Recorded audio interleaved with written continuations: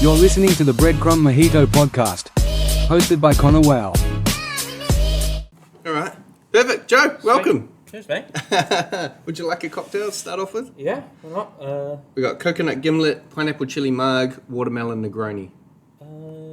Let's go with the watermelon Negroni. Perfect. Easy. How's it going? Yeah, good. Been a busy week. Yeah. You And, guys busy last night? Yeah. So we're pretty much busy 5 days a week at the moment.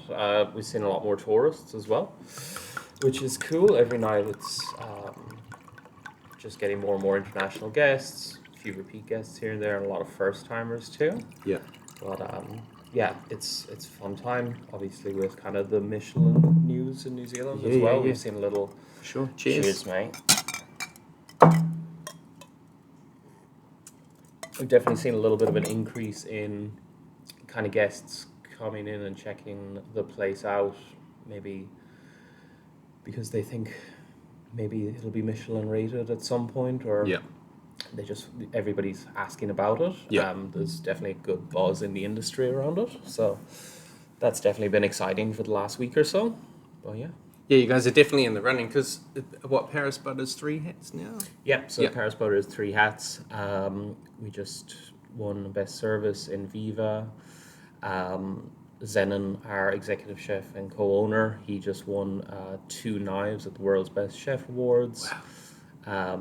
So yeah, the accolades kind of rolling in for the place. Yeah, for sure. Damn, I didn't get that information when Zenon and I were talking the other week. Yeah, he kind of keeps it to himself sometimes, but I don't know why.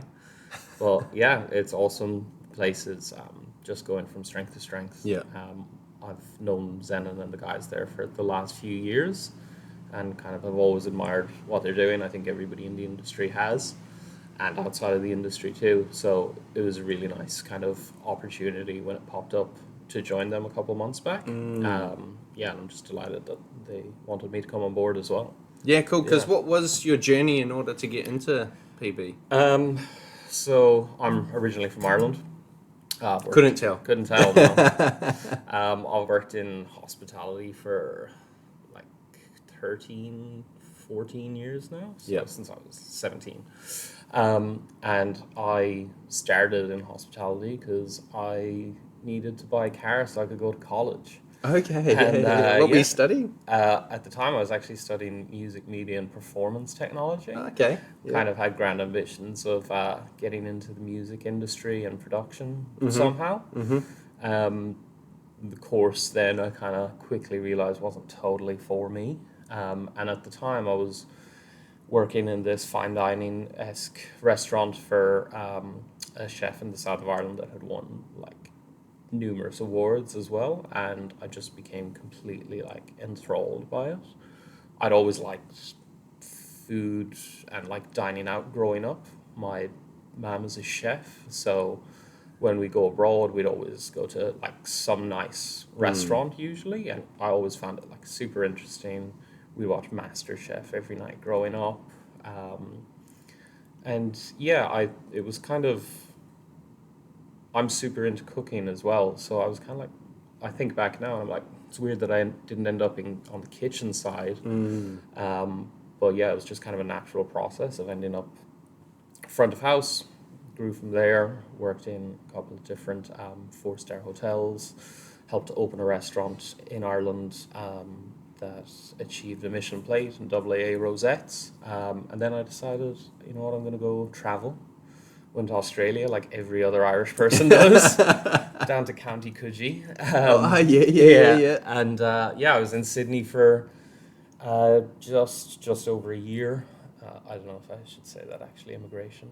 I'm not sure. No, it was pretty much bang on a year.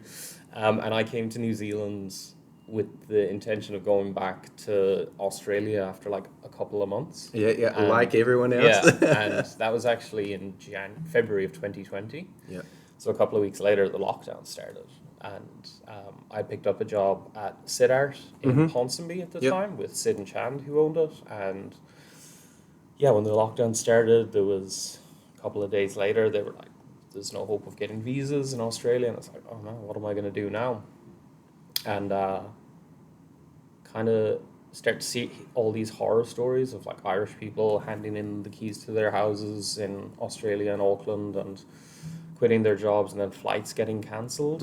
Flights were going up to like $10,000 at the time. So I got in touch with the embassy, and they were like, you should wait it out here. I'm like, I'm brand new in my job, like brand new to the country. I'll be last on the rung if there's any support given. Yes. But the guys that said at the time, Sid and Chan, were really good to everybody. The majority of us were international visitors working there. Everybody wanted to work in kind of the top restaurant in Siddharth was.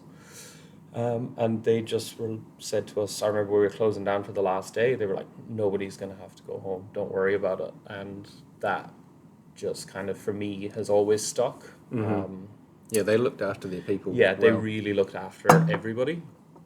And then, yeah, I stuck it out, and then a year went by, my visa was about to expire, and I was chatting to Sid, and going into the chat, I had great intentions of being like, I think I'm going to go home, and halfway through, it was like, yeah, I'll stay another year. It's like, how did that happen? Yeah, and then they sold to Leslie Chandra, who took over, and I worked really, really well with Leslie. He's one of my good mates, and at the time I started to get to know Zenon and Ben, who was Paris Butter at the time, Nick a little bit too, and yeah, I just knew they were great guys. The chefs from Siddharth would sometimes go down and do the next generation collaborations with the guys down there.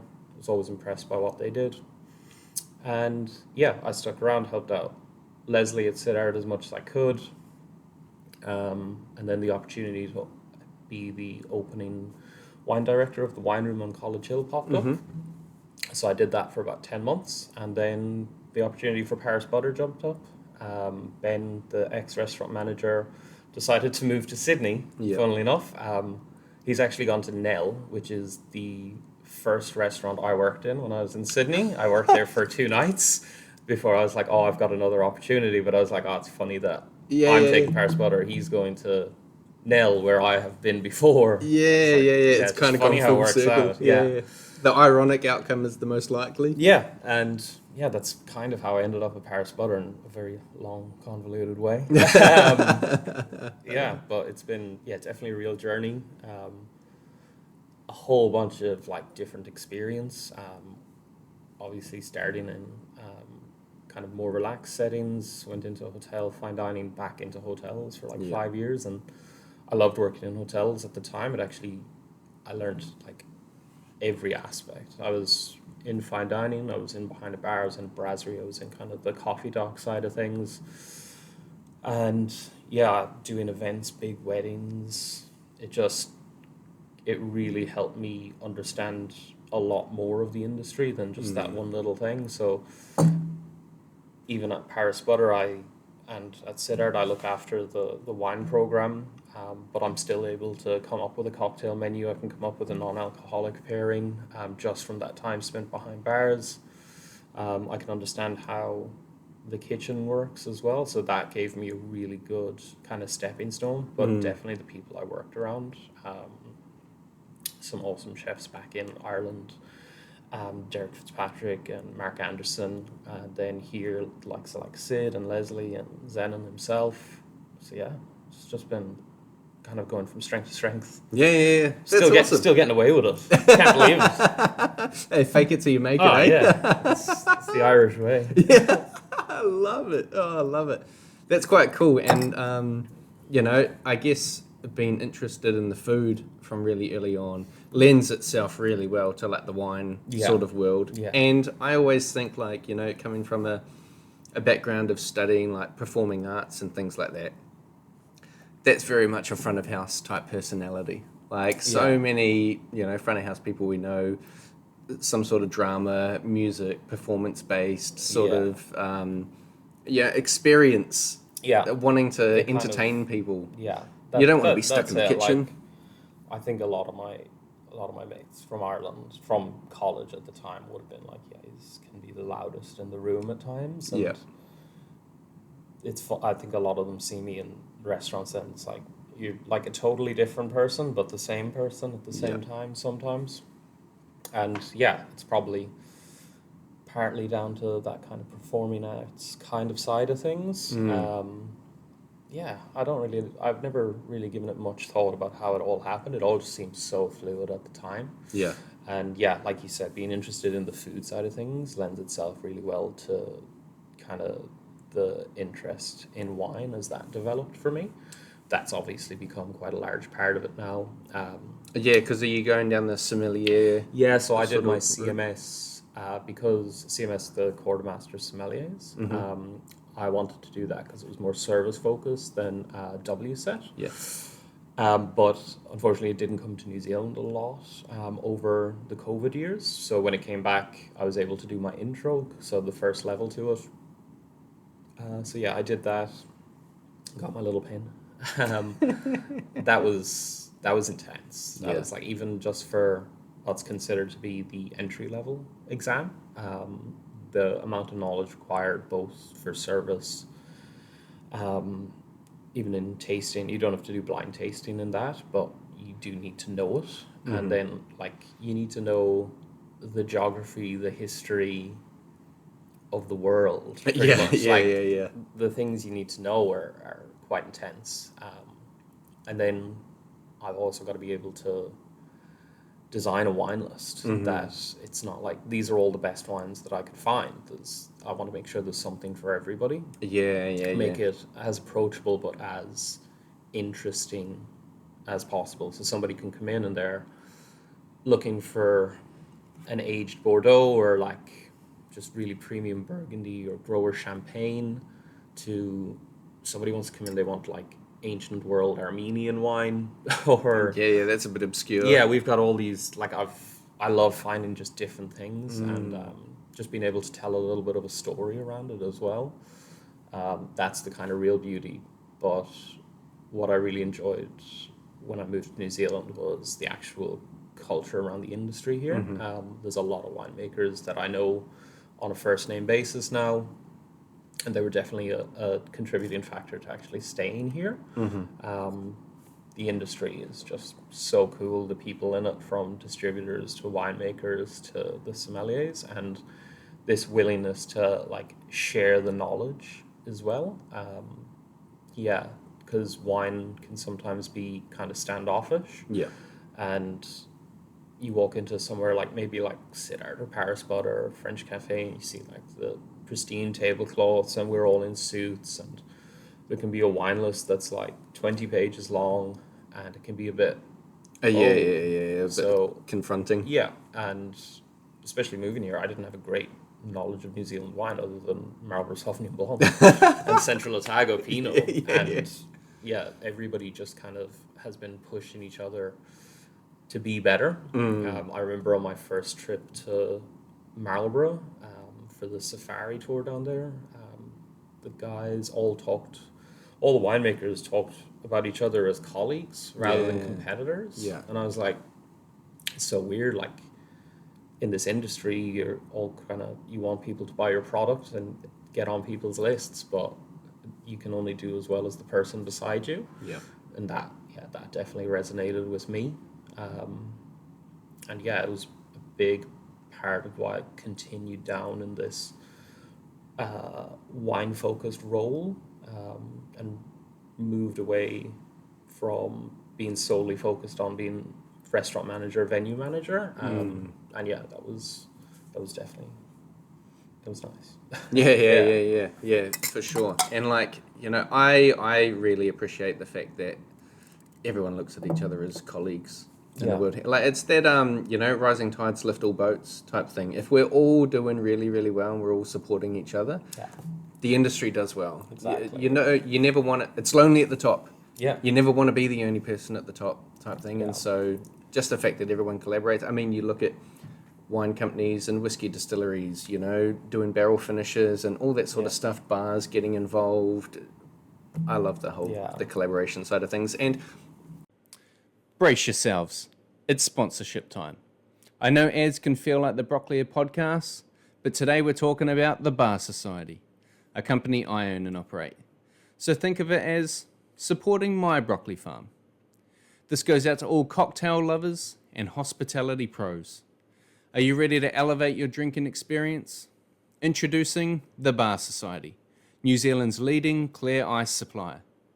Whether you're stirring down a classic old-fashioned or crafting the perfect gin and tonic, there's no substitute for crystal clear ice. Not only does our ice look stunning, but it also melts slower, keeping your drinks colder and your flavors perfectly balanced. From home bartenders to high-end establishments, the Bar Society's here to bring your beverages to the next level. Order today and see why we're trusted by the best bars and restaurants in New Zealand. Visit thebarsociety.co.nz and let us transform your drinks. The Bar Society. Elevate your drinking experience. I wanted to ask, so when we had Ben on the podcast, he was talking about, Paris Butter obviously doesn't have a lot of space. Yeah. And so he was curating cellars for people that sort of have their own private collections in the area. Have you taken on that as well and sort of continued moving that forward? Kind of slowly taking that on board. Yeah. Ben and I have great similarities, but then differing aspects too. So taking a wine list, it's kind of... Have you made some changes? Yeah. Yep.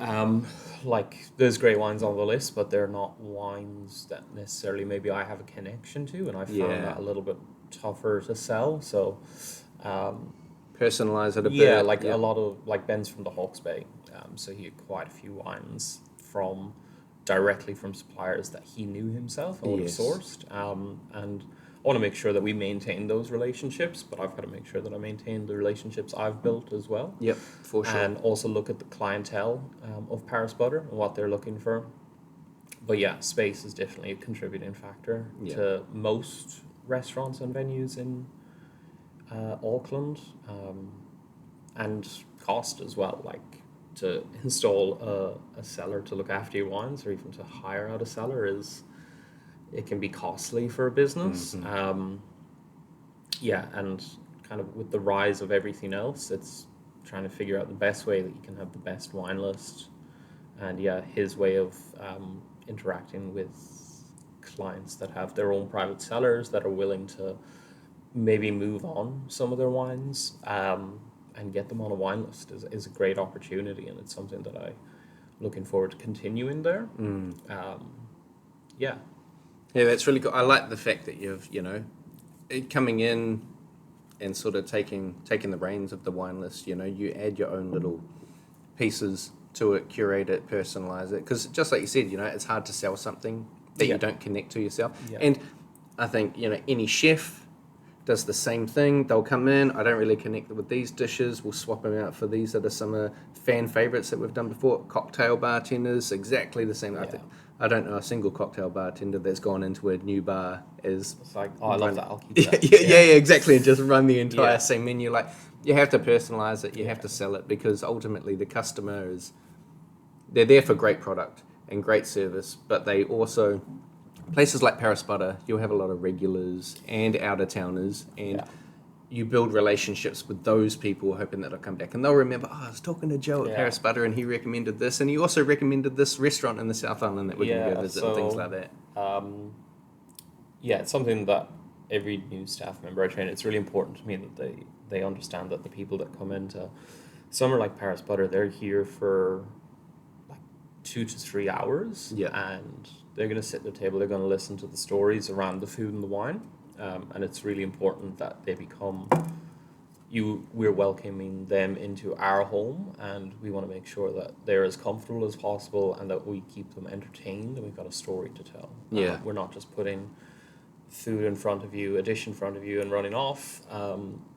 The chefs are really good at coming out and telling the story behind the dishes and how it flows. I like that aspect as well, that staff. And it's similar with the wines. I wanted to make sure that there's actually a story to everything. It's not just necessarily, this is a great wine, you should drink it. If it's like, we visited this winemaker came through, and that's on both our pairings, local and international. I try to make sure that we move to different regions in both. Mm-hmm. So even that is fresh. And I'm trying to make it so that the wine list does one large change every month. Yeah. So for those regular guests, they're like, oh, it's always changing. The glass pours, the wine pairing, it's fresh, and it's how we stay fresh in our minds as well. Yeah. It's similar to what Zenon was saying about the food, you know, Yeah. when you're serving the same dish for a month, you want to switch it up. repetitive. Yeah, exactly. And The it is a quality muscle drops. memory. Yeah. It's a muscle memory. Quality might stay the same. Quality can drop as well, but you can get bored. Yeah. And you can just kind of think of you're serving the same wine over and over, and then you just start repeating things, and sometimes that personal touch gets lost. Yeah. And that's what we really want to make sure that we're doing, is that people are coming in and leaving thinking, wow, those guys are really nice. And yeah, like you said, with recommendations, I think Ben and Zenon probably mentioned, we do the little recommendations cards of places we love from around Auckland. I've changed it since I came in so that each of the staff members actually gives their own suggestion. Oh, cool. So every week I'll ask the team in our little chat, anybody got any new recommendations? Ollie, our supervisor, or Vince, our assistant manager, might have a new bar or cafe. One of the chefs, they might come back and be like, I went to this absolutely incredible dumpling place, or tacos, or... Yeah, it doesn't even have to be anything. a fancy restaurant, eh? And then with the internationals, we came up with this quite cool idea, because what I noticed is a lot of people would land in Auckland, and they're like, we're heading down to the South Island, we're doing a full trip of the North Island and the South Island. And I found myself writing out these recommendations of places to go. So I was like, let's adapt that, and wherever people are moving to, if somebody's going to the Hawke's Bay, I know Liam, our sous chef, has just been to the Hawke's Bay, we'll get him to write down a couple of things he'd suggest. And yeah, just adding to that personal touch a little bit more, and kind of pushing the recommendations of places and the people that we love. Because I think it's another thing we were talking about last night, with Michelin coming as well. There's obviously been like a hot debate around it only working for the big guys.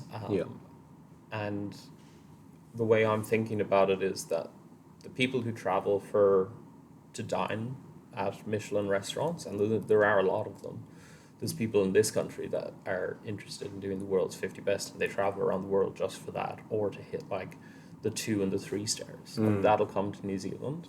But those people aren't just going to fly in, land in any restaurant, and fly back out. Yeah. They're going to book a hotel, an Airbnb. They're going to have a cafe. They're going to go for a coffee. They're going to go for breakfast, lunch, and dinner. Yeah. They're going to do all the tourist attractions. They're going to buy bottles of water in the dairy. It's going to have a trickle-down effect. And that's totally... That's kind of my hope and idea of it. And hopefully people can see like that as well. Are you guys quite familiar with what like the Michelin judging categories and standards are? Yeah, I guess with Michelin, you do have to... It is judged on what you say you are. It's not necessarily everything has to be like the French Laundry or Linea. And it's just achieving that standard of what you say you are. Now, there's hundreds of different films and TV shows and books that all have different ideas of how Michelin judges work. I think the cool thing is you'll probably never really know. Yeah. It's so anonymous and secretive, Yeah. which is good, because with like the Cuisine Good Food Guide and like Viva as well and Metro, sometimes seasoned restaurant owners, personalities, chefs, staff, they'll know who's a judge, and you can kind of turn it up for those people. At Paris Butter, we do research into, not research, but we try and get a background on all of our guests. We give them calls during the day just to confirm their table, check in, and have a little bit of a chat. Yeah, and you want to find out the basic things, dietaries, allergens, and So we try to make sure that, well, we do. We make sure that everyone is treated as a VIP. Yeah. But there are times when they write for a publication, VVIP. Yeah.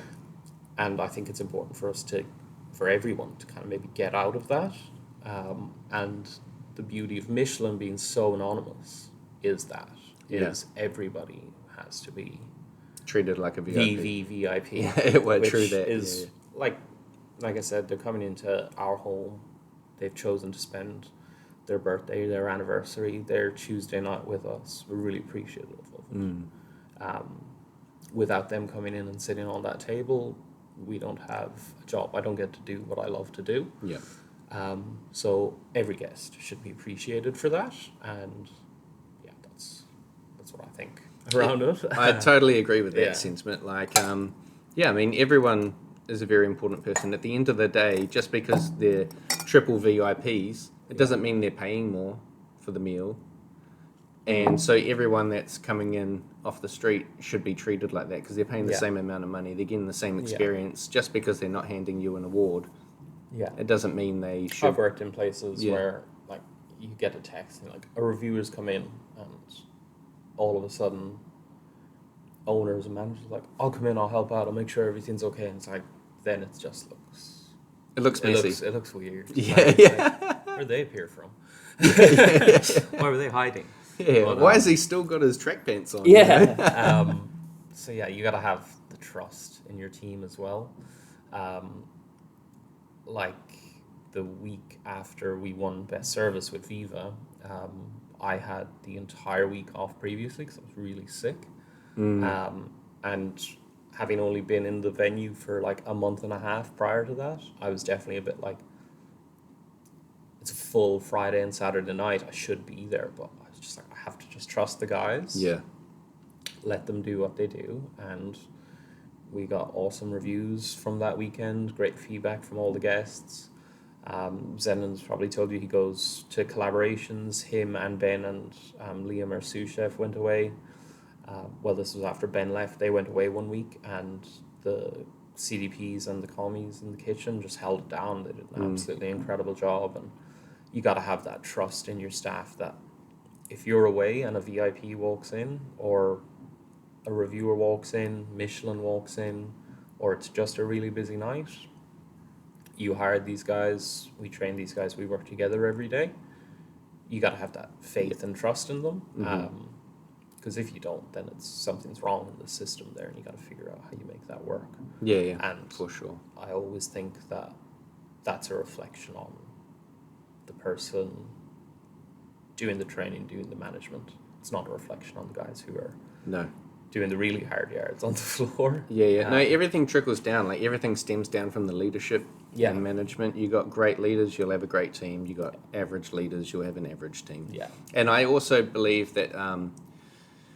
When you got to go full noise, super busy night, everyone rises to the highest standard, you know. Like I always noticed when I was in bars, I would make more mistakes on a quiet night than I ever would on a busy night, you know. Like on a quiet night, I might fuck up a Negroni, you know, something that I made 1,000 times, but a busy night.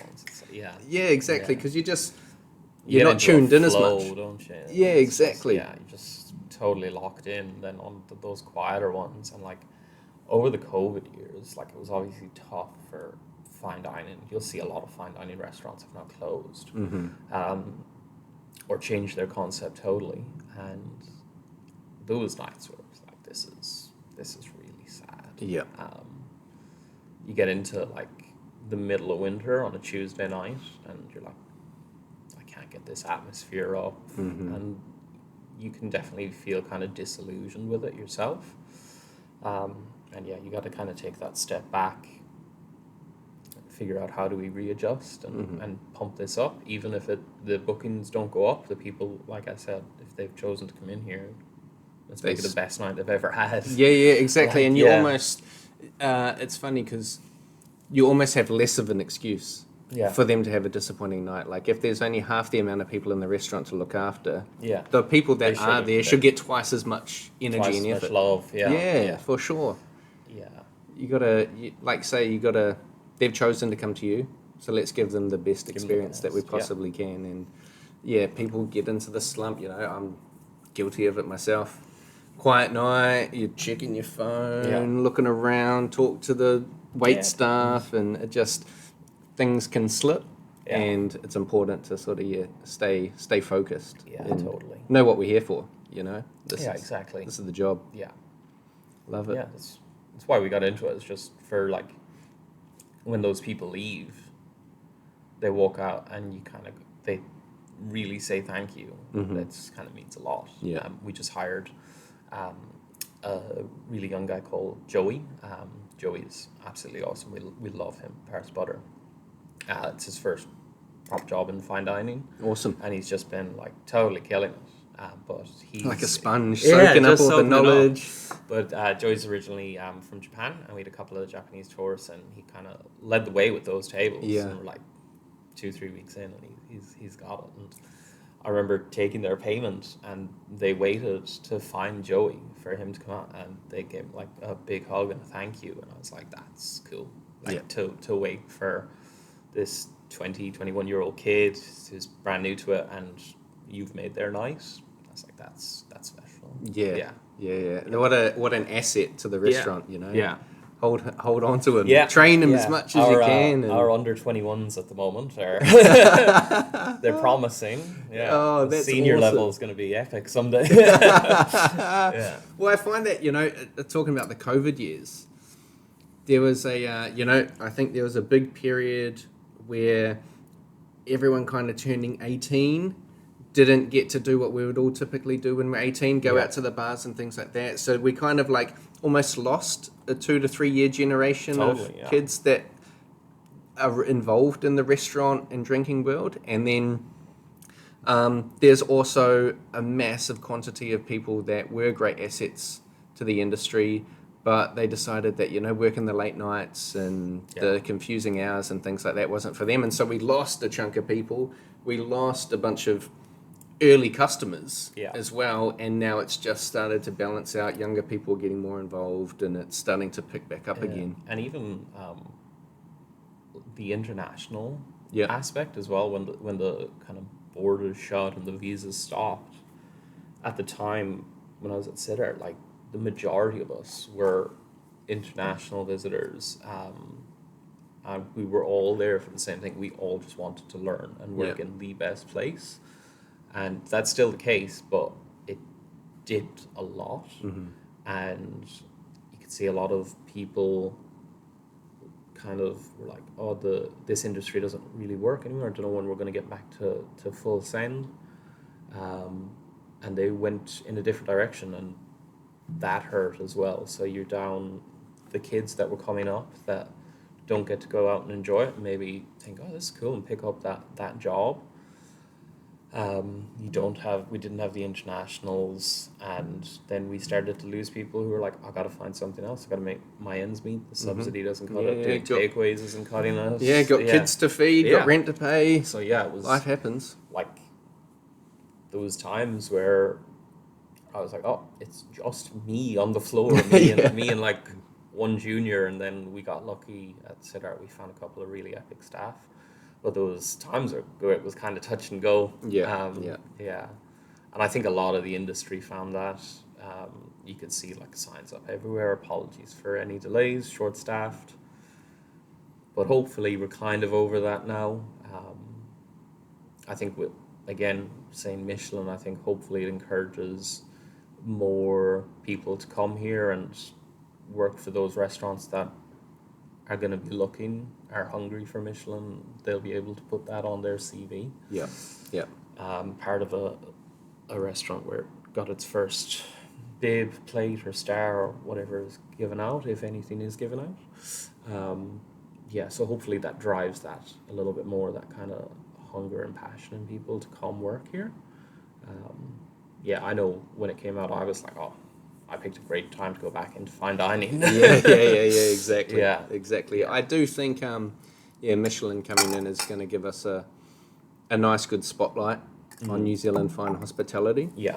And I'm, reading the news about it, that it's kind of only hitting the main centres at the moment, not doing a lot of regional stuff.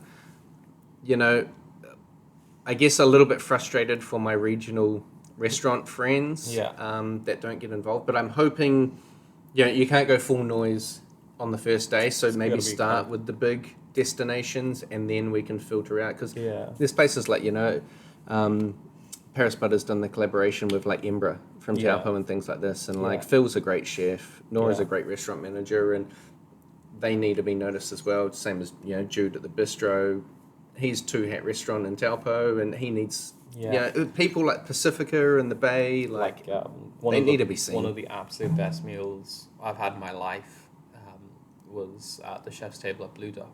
Yeah, That it's is beautiful, absolutely isn't it? It's incredible. great. And like the story, literally top to bottom, from when you start, when you get out of your car and you get into the ATVs and you get to the top. Yeah, It's incredible. And the meal, the hospitality given by Jack and his team is out of this world. yeah, And when I read kind of that it was only hitting the big centers, they were one of the very first I thought about. It's like, they really deserve some recognition if that's what's going to happen. But I read a really good LinkedIn post actually by Therese Herzog, the wife of the winemaker Hans Herzog. Therese herself ran a Michelin star restaurant back at home, and then they moved here to Marlborough, and she had a really good insight to that it's disappointing for people like that in the more rural areas, I guess. But again, it's going to be a slow burn, and our friends in the bigger cities, like, I'm going to tell my guests that the best meal I had in New Zealand so far has been Chef's Table at Blue Duck, for sure. If they ever ask where's good to go, and maybe they'll rejig their travel plans and they'll figure it out, or maybe they've already figured it out. And when they're like, we're heading to Blenheim or down to Otago or to Gisborne of the Hawke's Bay, here's a bunch of wineries and they've got restaurants too, or there's these restaurants.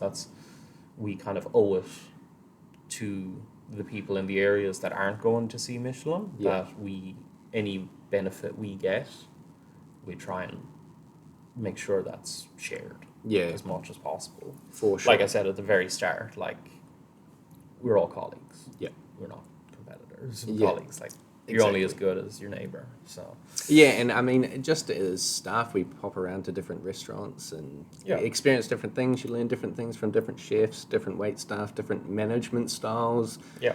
Everyone's got to work together and collaborate, and let's just make the industry fucking amazing. Yeah. Because if you've only got one good restaurant in a city, like, there's no point really going to that city. Yeah. And so, everyone's got to help each other out. But I'm totally with you. Like, we went to Blue Duck for my 30th.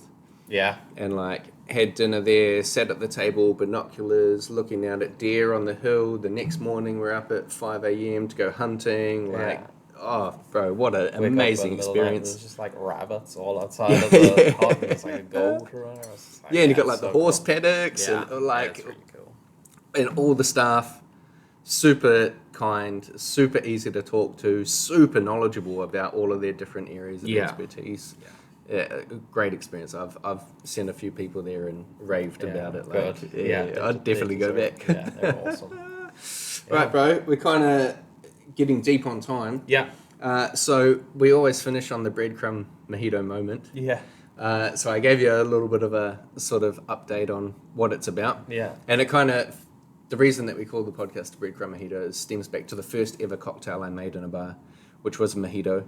And I was looking for sugar, and I thought I found brown sugar, and it turned out to be a bag of breadcrumbs that I then muddled into it. Oh. And it just looked like vomit in a glass. It was an absolute disaster, and I didn't even know it was a disaster at the time. Yeah. And so we've sit here and talked about how all the amazing stuff we've been able to do and learn and experience. So I like to finish on the the origin story of fuck ups, So what's your moment? Or one of? There's a lot.